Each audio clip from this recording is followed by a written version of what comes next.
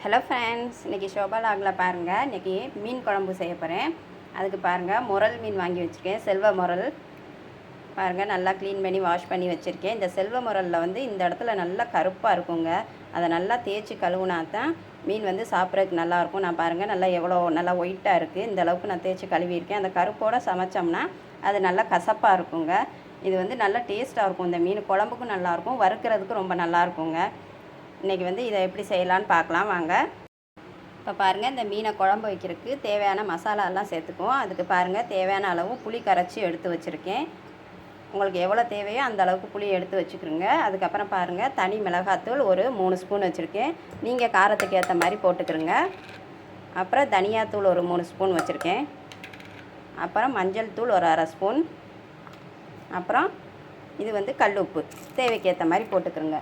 இது எல்லாத்தையும் போட்டு நல்லா ஒன்றா மிக்ஸ் பண்ணிக்கிறோங்க. குழம்புக்கு எவ்வளோ தண்ணி வேணுமோ அந்த அளவுக்கு இதில் வந்து ஊற்றி கலந்துக்கலாம். உங்களுக்கு தேவையான அளவுக்கு தண்ணியை ஊற்றிக்கிறோங்க. மசாலா பொடியும் உங்களுக்கு தேவையான அளவுக்கு எல்லாமே சேர்த்துக்கலாம். கூடவும் சேர்த்துக்கலாம், குறைச்சும் சேர்த்துக்கலாம். நான் எனக்கு தேவையான அளவுக்கு நான் இன்றைக்கி எல்லாம் சேர்த்துருக்கேன். இதை கலந்து வச்சுட்டு இப்போது இதை எப்படி செய்யலாம் பார்க்கலாம் வாங்க. கடாய் வச்சு அதுக்கு தேவையான அளவு எண்ணெயும் ஊற்றிக்கிட்டாச்சு. இந்த எண்ணெய் சூடானதும் கொஞ்சமாக வெந்தயம் சேர்த்துக்குவோம். இந்த வெந்தயம் நல்லா பொரிஞ்சு வரட்டும். இந்த வெந்தயம் பொரிஞ்சதும் கொஞ்சமாக ஜீரகம் சேர்த்துக்குவோம். அப்புறம் நம்ம கட் பண்ணி வச்சுக்க சின்ன வெங்காயம், இதை நல்லா வதக்கி விடுவோம்.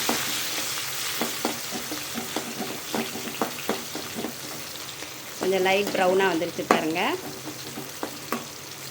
இப்போது கட் பண்ணி வச்சுருக்க தக்காளி சேர்த்துக்கலாம். இதுவும் நல்லா மசிச்சு நல்லா வெந்து வரட்டும். இப்போ பாருங்கள், இந்த தக்காளி எல்லாம் நல்லா வெந்து வந்துருச்சு. இப்போ வந்து நான் ஒரு 5 பூண்டு சேர்த்துக்கிறேன். பூண்டு போட்டோம்னா நல்லா வாசனையாகவும் இருக்கும், நல்லா டேஸ்ட்டாக இருக்கும். பூண்டு பிடிக்காதவங்க சேர்க்க வேண்டாம். இப்போ இதில் கருவேப்பிலையும் சேர்த்துக்கலாம். ஒரு 5 பச்சை மிளகாய் வச்சுருக்கேன். நீங்கள் காரத்துக்கு ஏற்ற மாதிரி சேர்த்துக்கிறோங்க. இப்போ இதில் நம்ம கரைச்சி வச்சுருக்க அந்த மசாலா எல்லாத்தையும் இதில் ஊற்றிக்கலாம்.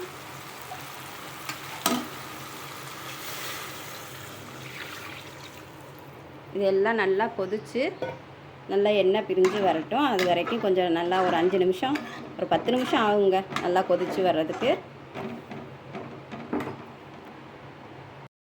பாருங்கள், குழம்பு நல்லா கொதித்து எண்ணெய் பிரிஞ்சு வந்துருச்சு பாருங்கள். நல்லா இந்த சைடில் எல்லாம் பாருங்கள். இப்போ வந்து நம்ம இதில் மீனை சேர்த்துக்கலாம்.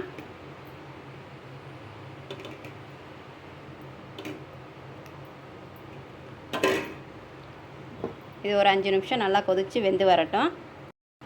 பாருங்கள், நல்லா கொதிச்சிருச்சு. மீனும் நல்லா வெந்திருக்குங்க. இனி ஸ்டவ் ஆஃப் பண்ணிவிட்டு இறக்கிடலாம்.